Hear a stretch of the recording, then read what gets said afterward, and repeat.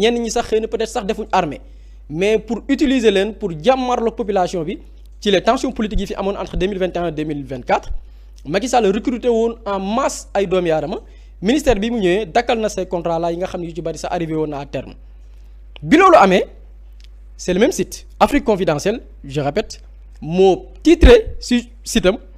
les 312 policiers et 500 gendarmes limogés ils seront remplacés par des jeunes de la milice Pastef MFDC ñu ne policiers yi nga xamante ne nii dañ leen recruter woon ci anam gi sax boo xoolee dañ koy xoolaat ndax jaar na yoon ou pas ak yan mission la ñu def biir police jamono bi ñu leen recruter ak manifestation yi journal bi ou bien le site ne dañ leen di remplacer ak ay rebelles on peut l'appeler ainsi ay nitu Pastef yoo xamante ni ci MFDC la ñu bokk c'est le même site internet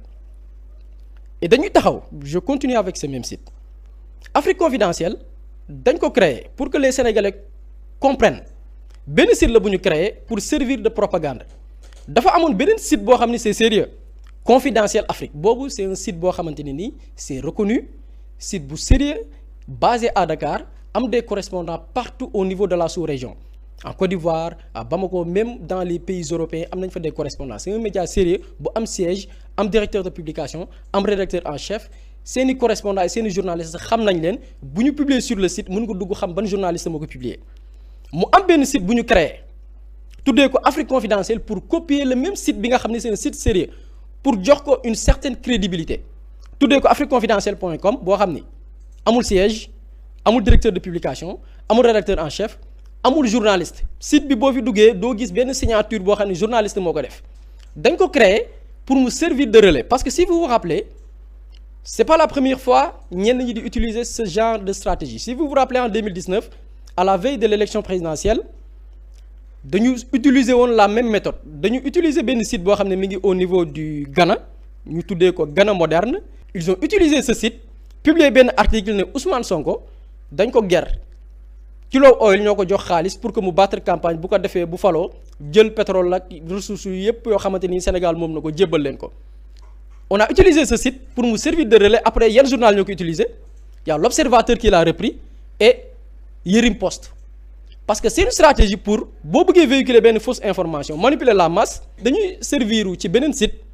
boobu noonu publier article bi léegi les médias yi fi nekk di servir de propagande et de manipulation reprendre ko pour dégager ñoom seen responsabilité comme quoi que ñun binduñu ko mais beneen site moo ko bind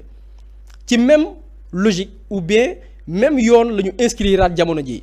dem copier benn site bu naan Confidentiel Afrique bi nga xam ne c'est un média sérieux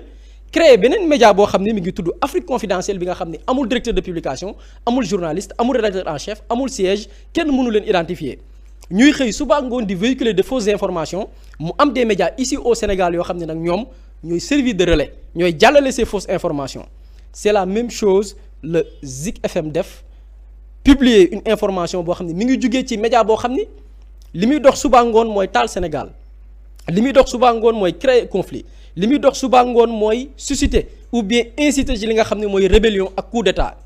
média boobu noonu la ay journal fii ci Sénégal ou bien des médias qui se disent responsables mën nañ ci citer tey l'exemple bi waral fact-checking bi muy le journal ou bien le média Zik FM